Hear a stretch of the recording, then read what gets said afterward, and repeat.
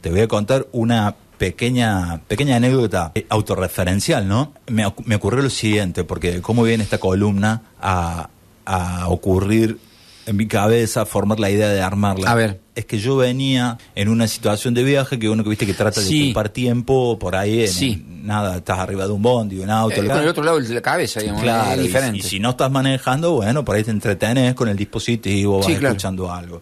Y yo venía escuchando relatos históricos en algunos podcasts, en algunos videos de YouTube, y me encontré con un relato que me sorprendió muchísimo, que me sorprendió por dos cosas. Primero, por la temática. Segundo, porque la persona que hace esta narración es un humorista. Yo no sabía que hacía narración histórica, me sorprendió mucho. Se llama Pablo Picotto. Lo nombro porque creo que corresponde, porque de él saco la idea para esta columna. Y cuenta algo muy, muy interesante sobre cómo viene dos gaseosas, quizás las más famosas, que son la Coca y la Pepsi, a quedar metidas en un momento histórico que fue un momento muy largo, que fue un momento posterior a la Segunda Guerra Mundial, que fue un momento que dividió básicamente el planeta, dividió el mapa en dos regiones. Y vos mencionabas en un momento la Guerra Fría. Exactamente, la Guerra Fría, ni más ni menos que eso. Claro. Esto, como para ponerle un poquito de contexto histórico, te voy a hacer dos acercamientos muy breves a dos temas. Por un lado, la cosa de cómo nacen estas dos gaseosas, por otro lado, cómo terminamos en este lío de la Guerra Fría. ¿Sí? A ver. Vamos a arrancar. Es curiosidad que me genero. Claro, por lo de la Guerra Fría, no me voy a meter muy profundamente en ello porque yo no soy un historiador, pero a grandes rasgos, ¿qué es lo que pasó? No, el tema es que la gente termina la Segunda Guerra Mundial, habían participado los aliados, estaba el eje por el otro lado, que eran los que estaban con los nazis. Bueno, el grupo de los aliados obviamente estaba Gran Bretaña, estaba el Reino Unido, estaba Rusia, estaba Estados Unidos, bueno. Y cuando esto termina, la muchacha dice, bueno, a ver, ¿cómo vamos a manejar la situación geopolítica para que este quilombo se termine acá y no se vuelva a armar? Eso como pensando las cosas con muy buena fe. También dijeron, ¿y cómo vamos a repartir la torta siendo que hemos gastado tanta guita y tanta vida en esta guerra? Y se pusieron de acuerdo y dijeron, mira, más o menos la cosa va a ser así. A ver. Vamos a tomar esta parte y va a quedar bajo el satélite de la órbita rusa, lo cual en ese entonces era la Unión Soviética, y vamos a dar esta otra parte y como para seguir haciéndolo a grandes rasgos, va a quedar bajo el dominio de Estados Unidos, ¿sí? A pesar de que sabemos de que el famoso muro de Berlín es un muro que vino a dividir la ciudad de Berlín, porque la ciudad ya estaba dividida después de la Segunda Guerra Mundial en una parte que pertenecía al bloque soviético y una parte que pertenecía al bloque de Estados Unidos. Eso llegó a un extremo en el cual se tuvo que hacer un muro, porque la gente venía, y a algunos les parecía que era mejor el mundo capitalista y otros se quedaban en el mundo comunista. O sea, la barrera realmente física. Llegó a existir una barrera física que podía mostrarte las dos partes del mundo. Okay. Este contexto de la Guerra Fría, bueno, claro, se le dice la Guerra Fría, pero realmente nunca ocurrió una guerra que hubiera sido, o en todo caso quizá lo fue, la Tercera Guerra Mundial. Después de esa Segunda Guerra Mundial queda un enfrentamiento que dura muchísimos años entre estos dos grandes bloques que tenían una mirada totalmente distinta del mundo, que básicamente es la mirada política y económica comunista, la mirada política y económica capitalista. Uh-huh. Finalmente sabemos que el mundo como está configurado hoy nos muestra que hubo una victoria, digamos, del bloque capitalista. Al menos la gran mayoría de los países que hoy integran el planeta viven bajo este modelo. Pero eso no era tan claro en el momento histórico donde nosotros nos vamos a parar, porque realmente el mundo estaba muy dividido y la división era muy tajante. ¿Por qué vengo a contar esto? A ver. ¿Por qué? Porque eso no era solo una implicancia... Muy dividido y división tajante. Me quedo con división tajante. Exacto, porque... ¿qué pasa? Desde el lado del mundo comunista no se veía bien los usos, las costumbres, los productos que venían desde el lado capitalista. Y desde el lado capitalista tampoco se veía bien los usos, las costumbres y los productos del lado comunista. Pero no solo era eso, sino que además estos dos bloques generaban un folclore, una historia, una retórica, una construcción donde el otro era el enemigo, donde el otro era el maligno. Y eso ayudaba a sostener esta división. Quiero agregar un último dato pequeño ahí, de que Sí, ¿por qué se llamó Guerra Fría? Se llamaba Guerra Fría porque al final ninguno de estos bloques directamente se tiraron un misilazo, se tiraron con unas ojivas nucleares, porque no podían hacerlo. Y no podían hacerlo porque eran dos bloques que tenían potencia nuclear, potencia atómica, y si esa guerra se hubiera dado, básicamente hubiera sido la destrucción potencialmente del planeta, ¿no? A mí me dijeron que era porque tanto la Coca como la Pepsi se toman frías. Ah, miércoles, pero ese dato, yo no sé hasta dónde es verídico. O sea, puede decir que se tiraban con botellas de una y de otra frías. Ah, y está la Guerra Fría. El problema es que... El famoso chiste malo de la tarde. El problema es que tanto Coca como Pepsi pertenecían a un solo bloque del mundo, que es el bloque capitalista. Del otro lado, el buque insignia, ¿cuál era? El vodka. Y ahí lo tenemos al muchacho Stalin manejando, obviamente, el barco de la ex Unión Soviética con la bandera de Coca-Cola atrás. Y aunque eso nos parezca una imagen muy loca, esta historia que te vengo a contar tiene una imagen representativa de eso mismo, porque la historia es de un momento que llevó a que Nikita Khrushchev, que fue la persona que vino a reemplazar a Stalin una vez que Stalin murió, salió en una fotografía tomando Pepsi. Ah, mira. Imagínate vos la secuencia. El líder del bloque soviético tomando una de las bebidas insignias del capitalismo, que es la Pepsi. ¿Cómo viene a pasar esto? Ahora que te hice esta introducción y te puse un poco en contexto de qué era la Guerra Fría. Bueno, ya tenías la Coca mucho antes, porque la Coca-Cola Company es del año 1886, ¿sí? Nosotros estamos pensando muchísimo más adelante. Y tanto la Coca como la Pepsi nacen como productos farmacéuticos, ¿no? La Pepsi nace un poquito después, porque es de 1893, ¿sí? 1886 la Coca, 1893. Los dos son productos farmacéuticos que luego encuentran... Ahí tengo Pepsi en la mano. Claro, mira, esa es la foto donde lo tenés a Khrushchev, no solo tomando Pepsi, sino tomando de un vaso, exactamente.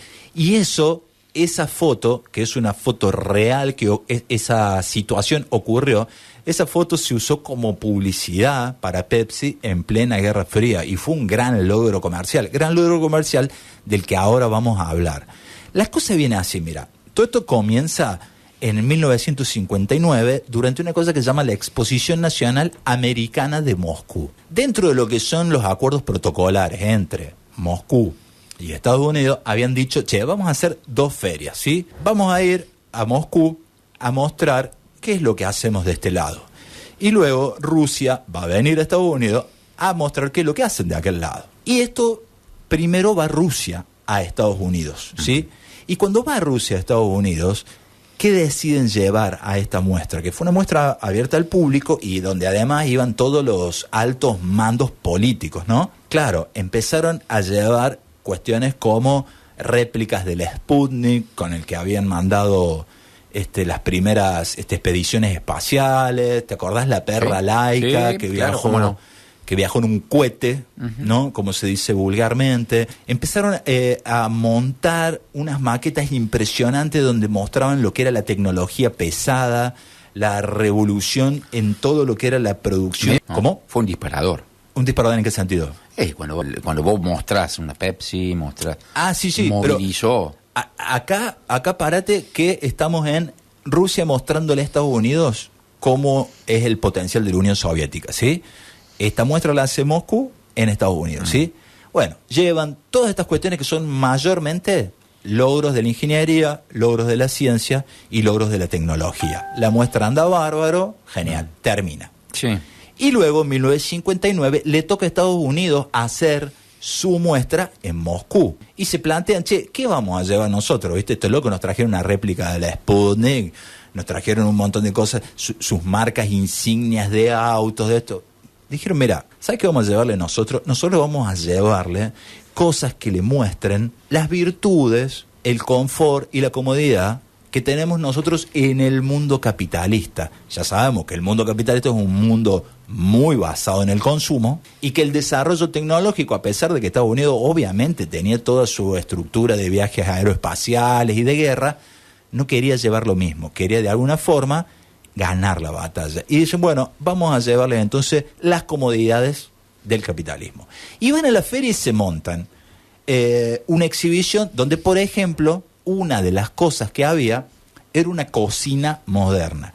Y entendamos que estamos hablando de fines de los 50, o sea, que 1959. Entonces, ¿qué era una cocina moderna? Era una cocina donde había electrodomésticos que para ese entonces eran tope de gama, y aparecía de repente algún lavavajillas, una licuadora, y contaban, esta cocina que contaban la historia de cómo la mujer que manejaba la familia en los 60 en Estados Unidos podía hacer más cosas y tenía más tiempo libre porque resolvía un montón de tareas del hogar con la tecnología. Esto, en ese momento, en el bloque soviético, eran todos artefactos que no existían, y ese era el impacto que Estados Unidos quería lograr. Ahora, Sí, una novedad tal vez. claro, querían llevar una novedad, decir, mira, usted anda muy bien con la tecnología, con la no ciencia. innovación, pero novedad. No, había innovación, pero aplicada a otras cosas, ¿no? Sí. A un consumo más doméstico, más vulgar si se quiere, más de confort, pero justamente fueron a llevarle eso, ¿viste? Che, mira qué bien que vivimos con todos estos aparatitos.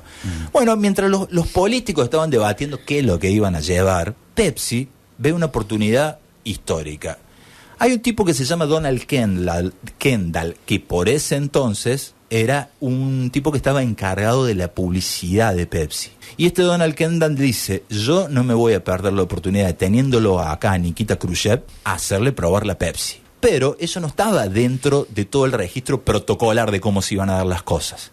Él tenía que lograrlo de alguna manera. Bien. Y el tipo hace una apuesta y le dice a la empresa, a su empresa, le dice, mirá, vos déjame a mí, que yo te lo voy a sacar a Khrushchev tomándose una Pepsi. A ver, ahí Dice, está. bueno, pero no podemos gestionar eso. Bueno, no te da problema, yo me voy a ocupar.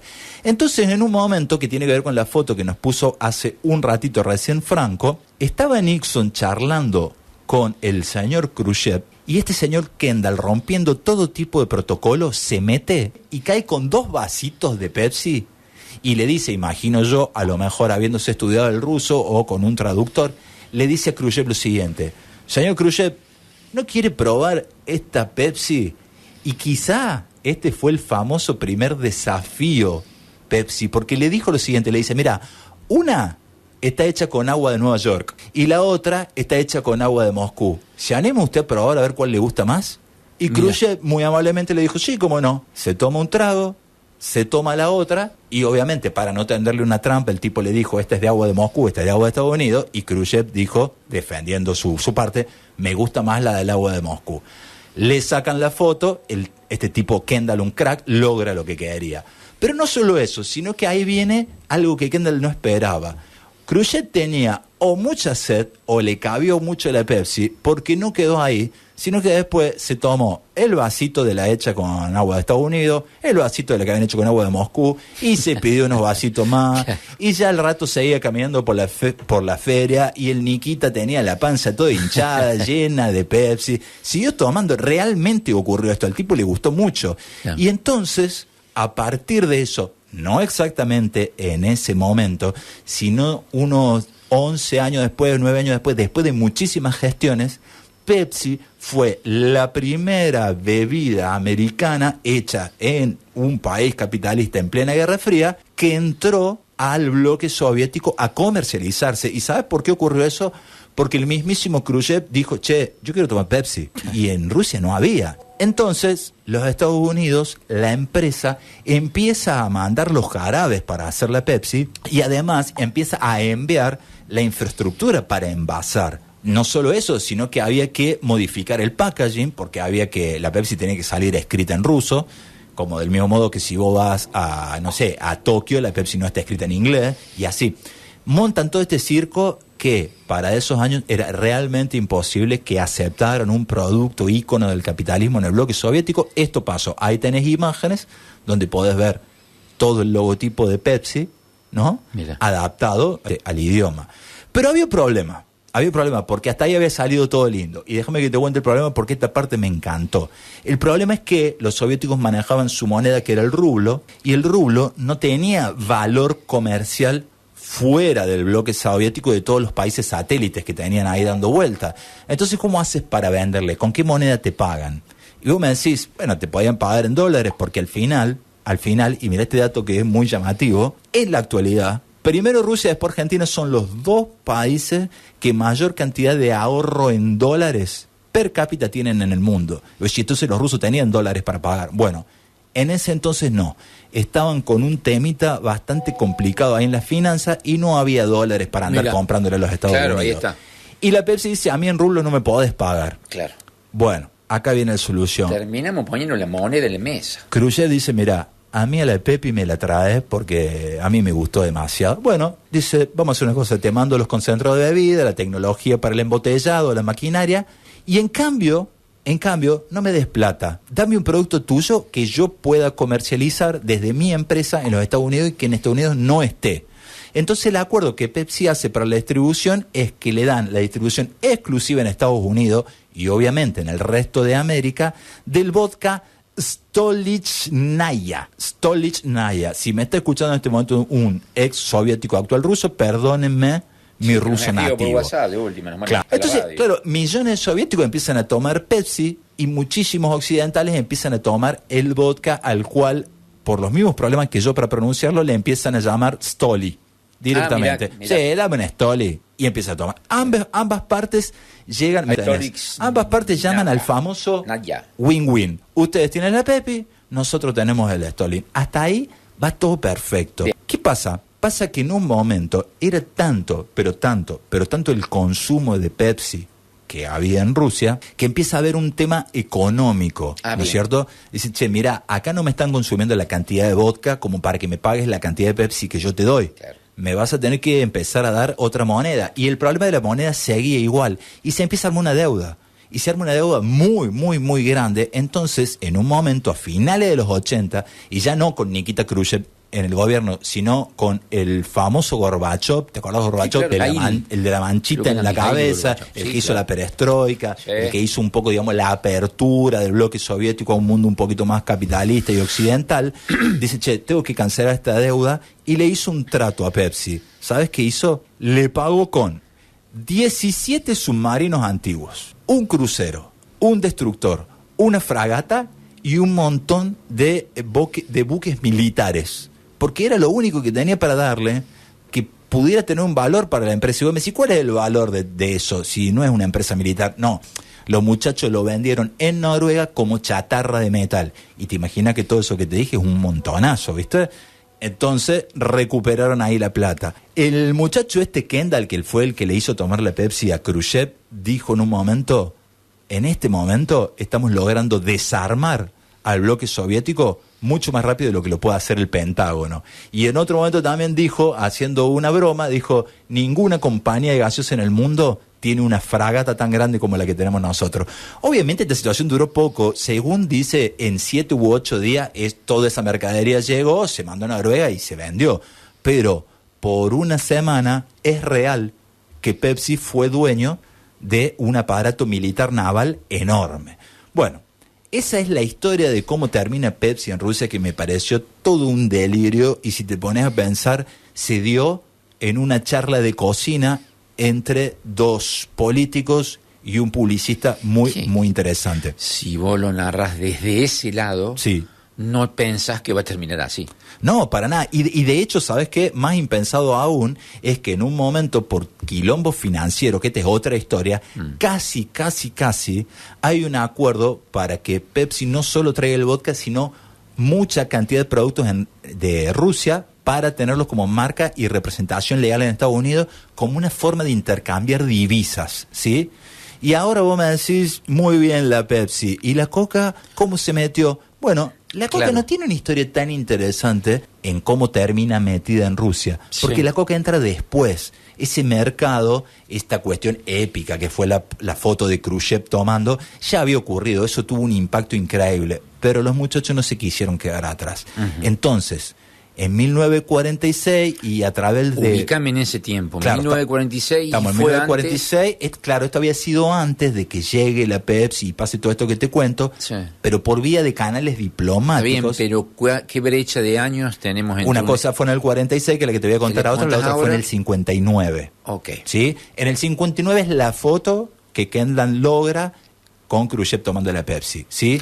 Y después, a fines de los 80, es lo que te cuento de la entrega de las fragatas y todo esto. Pero ahora me voy un cachito más atrás y te cuento bien corto una cosa que pasó con la coca. A ver, que eso es lo en que 1946, por vías diplomáticas, sí, la industria, la Coca-Cola Company, estaba tratando de meter el producto en Rusia.